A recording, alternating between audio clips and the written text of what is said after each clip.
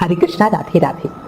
आज इस वीडियो में हम महाफलकारी महापावनी अपरा एकादशी या अचला एकादशी व्रत की पावन कथा को सुनेंगे। इस वीडियो में मैं आपको अपरा एकादशी व्रत की 2 पौराणिक व्रत कथाएं सुनाऊंगी। पौराणिक कथाओं में ऐसा बताया गया है कि भगवान श्री कृष्ण के कहने पर पांडवों ने अपरा एकादशी का व्रत किया था, जिससे उन्हें महाभारत युद्ध में विजय प्राप्त हुई थी। साथ ही ये भी मान्यता है कि अपरा एकादशी का व्रत करने से भक्त के सभी दुख दूर होते हैं और उनके सभी पापों का अंत होता है। ऐसा भी कहा गया है कि इस व्रत के प्रभाव से ब्रह्म हत्या, भूत योनि, दूसरे की निंदा, झूठ बोलना, झूठे शास्त्र पढ़ना आदि सभी तरह के जो महापाप होते हैं उनका भी नाश हो जाता है। बहुत ही फलकारी और महान एकादशी है अपरा एकादशी, मतलब अपार धन संपत्ति प्रदान करने वाली एकादशी। अब मैं आपको 2 पौराणिक व्रत कथाएं बताती हूँ, प्रेम से, मन से, भाव से सुनिएगा। एक समय अर्जुन ने भगवान श्री कृष्ण से कहा, हे प्रभु, ज्येष्ठ माह के कृष्ण पक्ष की एकादशी का क्या नाम है तथा उसका महत्व क्या है?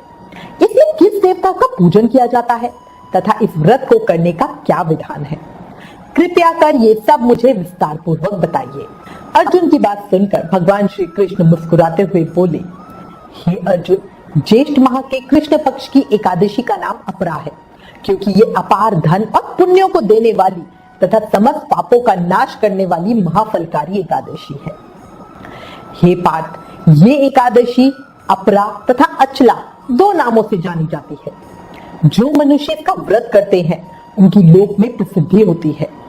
अपरा एकादशी के व्रत के प्रभाव से ब्रह्म हत्या, प्रेत योनि, दूसरे की निंदा, गोत्र की हत्या करने वाला, गर्भस्थ शिशु को मारने वाला आदि भी जो महान पाप है वो अपरा एकादशी का व्रत रखने से पाप मुक्त होकर श्री विष्णु लोक में प्रतिष्ठित हो जाते हैं। इस व्रत के करने से पर स्त्री गमन, झूठी गवाही देना, असत्य भाषण करना, झूठा वेद पढ़ना, झूठा शास्त्र बनाना, ज्योतिष द्वारा किसी को भरमाना, झूठा वैद्य बनकर लोगों को ठगना आदि भयानक पाप भी अपरा एकादशी के व्रत करने से नष्ट हो जाते हैं। युद्ध क्षेत्र से भागे हुए क्षत्रिय को नरक की प्राप्ति होती है, किंतु अपरा एकादशी का व्रत करने से उन्हें भी स्वर्गलोक मिल जाता है। जो शिष्य गुरु से शिक्षा ग्रहण करते हैं फिर उनकी निंदा करते हैं तो वो अवश्य ही नरक में जाते हैं। अपरा एकादशी का व्रत करने से इनके लिए भी स्वर्ग जाना संभव हो जाता है। जो फल तीनों पुष्कर में कार्तिक पूर्णिमा को स्नान करने से या गंगा तट पर पितरों का पिंडदान करने से प्राप्त होता है, वही अपरा एकादशी का व्रत करने से मिल जाता है। मकर के सूर्य में प्रयागराज के स्नान से, शिवरात्रि का व्रत करने से, सिंह राशि के बृहस्पति में गोमती नदी के स्नान से, कुंभ में केदारनाथ के दर्शन या बद्रीनाथ के दर्शन से, सूर्य ग्रहण और चंद्र ग्रहण में कुरुक्षेत्र में स्नान करने से, स्वर्ण दान करने से अथवा अर्धप्रसूता गौदान से जो फल मिलता है वही फल अपरा एकादशी के व्रत से मिलता है। गौ तथा भूमि या स्वर्ण के दान का फल भी इसके फल के समान होता है। यह व्रत पाप रूपी वृक्ष को काटने के लिए कुल्हाड़ी है, पाप रूपी ईंधन को जलाने के लिए अग्नि है, पाप रूपी अंधकार को मिटाने के लिए सूर्य के समान, मृगों को मारने के लिए सिंह के समान है। अतः मनुष्य को पाप से डरते हुए इस व्रत को अवश्य ही करना चाहिए। अपरा एकादशी का व्रत तथा तो भगवान का पूजन करने से मनुष्य सब पापों से छूटकर विष्णु लोक को जाता है। अपरा एकादशी के दिन श्रद्धा पूर्वक भगवान विष्णु का पूजन करना चाहिए, जिससे अंत में विष्णु लोक की प्राप्ति होना निश्चित है। हे अर्जुन, मैं अब तुम्हें इसकी एक प्रचलित कथा सुनाता हूँ। इस कथा के अनुसार प्राचीन काल में महिध्वज नामक एक धर्मात्मा राजा था। उसका छोटा भाई वज्रध्वज बड़ा ही क्रूर, अधर्मी तथा अन्यायी था। वो अपने बड़े भाई से द्वेष रखता था। उस पापी ने एक दिन रात्रि में अपने बड़े भाई की हत्या करके उसकी देह को एक जंगली पीपल के नीचे काट दिया। इस अकाल मृत्यु से राजा प्रेतात्मा के रूप में उसी पीपल पर रहने लगा और अनेक उत्पात करने लगा। एक दिन अचानक धामने नामक ऋषि उस पेड़ के पास से गुजर रहे थे। उन्होंने प्रेत को देखा और अपने तपोबल से उसके अतीत को जान लिया। अपने तपोबल से प्रेत उत्पात का कारण समझा। ऋषि ने प्रसन्न होकर उस प्रेत को पीपल के पेड़ से नीचे उतारा तथा परलोक विद्या का उपदेश दिया। दयालु ऋषि ने राजा की प्रेत योनि से मुक्ति के लिए स्वयं ही अपरा एकादशी का व्रत किया और उस राजा को अगति से छुड़ाने के लिए एकादशी का पुण्य उस प्रेत को अर्पित कर दिया। इस पुण्य के प्रभाव से राजा की प्रेत योनि से मुक्ति हो गई। वो ऋषि को धन्यवाद देता हुआ दिव्य देह धारण करके पुष्पक विमान में बैठ के स्वर्ग को चला गया। हे राजन, ये अपरा एकादशी की कथा मैंने लोकहित के लिए कही है। इसे पढ़ने अथवा सुनने से मनुष्य सब पापों से छूट जाता है। अपरा एकादशी को उपवास करके भगवान वामन की पूजा से मनुष्य सब पापों से मुक्त हो जाता है। इसकी इस पावन कथा को सुनने और पढ़ने मात्र से हमें सहस्त्र गोदान का फल मिलता है। एकादशी व्रत कथा महत्तम समाप्त।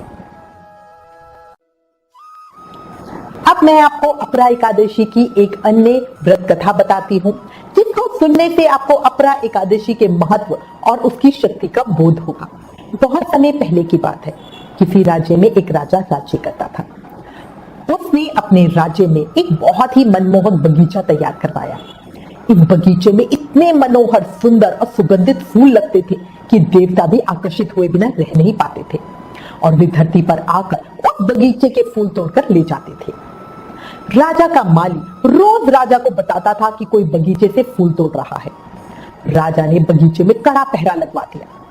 अब जब भी देवगण धरती पे आते तो वायु ठंडी हो जाती, जिससे पहरेदारों को नींद आ जाती और फिर वो देवगण फूल ले जाते। इससे वो बगीचा धीरे धीरे वीरान सा होने लगा था, जो राजा को बहुत परेशान करता और राजा हर समय अपनी इसी परेशानी का हल निकालने के लिए उपाय सोचता रहता। रोज पहरेदार बदलता पर रोज सुबह फूल कम होते। एक समय राजा के दरबार में राजपुरोहित आए और राजा को परेशान देखकर परेशानी का कारण पूछा। राजा ने उन्हें सब बता दिया। राजपुरोहित ने अंदाजा लगाया कि ये किसी दैवीय शक्ति का ही काम है, क्योंकि किसी इंसान की इतनी हिम्मत तो नहीं हो सकती कि वो रोज आके उस बगीचे से फूल ले सके। उन्होंने राजा को सुझाव दिया कि भगवान श्री हरि के चरणों से जो पुष्प हम अर्पित करते हैं, उन्हें बगीचे के चारों ओर डाल दिया जाए। देखते हैं अगर कुछ बात बनती है कि नहीं। और तो कोई विकल्प था ही नहीं, इसलिए राजा ने ऐसा ही किया। देवता और अप्सराएं रोज की तरह उस बगीचे में फूल लेने के लिए आए, लेकिन दुर्भाग्य से एक अप्सरा का पैर भगवान विष्णु को अर्पित किए फूलों पर रखा गया, जिससे उसके समस्त पुण्य समाप्त हो गए और वो अन्य साथियों के साथ उड़ान न भर सकी। सुबह सबने उस अद्वितीय युवती को देखा तो सब हैरान हो गए और उन्होंने राजा को खबर की। राजा भी उस अप्सरा को देखकर सब भूल गए और उसके सौंदर्य पर मुग्ध हो गए।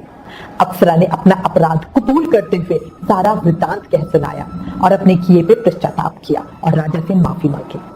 तब राजा ने कहा कि हम आपकी क्या मदद कर सकते हैं। तब अप्सरा ने कहा, यदि आपकी प्रजा में से कोई भी ज्येष्ठ मास के कृष्ण पक्ष की एकादशी का उपवास रखकर उसका पुण्य मुझे दान में देते तो मैं वापस लौट सकती हूँ। राजा ने प्रजा में घोषणा करा दी, इनाम की रकम भी तय कर दी, लेकिन कोई उत्साहजनक प्रतिक्रिया नहीं हुई। राजा पुरस्कार की राशि बढ़ाते बढ़ाते आधा राज्य तक देने को तैयार हो गए, लेकिन कोई सामने नहीं आया। उस समय तक किसी ने भी एकादशी के व्रत के विषय में सुना नहीं था। ना ही राजा जानता था और ना ही पुरोहित, तो प्रजा के जानने का तो सवाल ही नहीं उठता था। परेशान अप्सरा ने चित्रगुप्त जी को याद किया।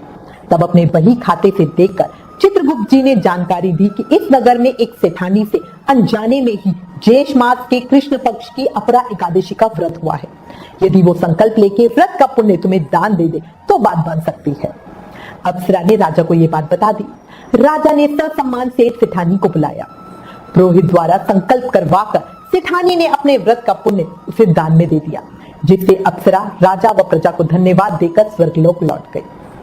वही अपने वादे के अनुसार राजा ने सेठ सेठानी को अपना आधा राज्य दे दिया। इस पूरी घटना से राजा एकादशी के महत्व को समझ चुका था। उसने 8 से लेकर 80 साल तक राज परिवार सहित राज्य के सभी स्त्री पुरुषों के लिए एक वर्ष की प्रत्येक एकादशी का उपवास करना अनिवार्य कर दिया। देखा, इस तरह इस कथा से हमें एकादशी का महत्व ज्ञात होता है। हे भगवान श्री हरि विष्णु, इस कथा को कहने सुनने हुकारा भरने वाले पे अपनी कृपा आशीर्वाद प्रेम बनाए रखना। हम सबको एकादशी व्रत का पूर्ण फल देना। ओम श्री हरि विष्णु देवाय नमः। ओम नमो नारायणाय नमः।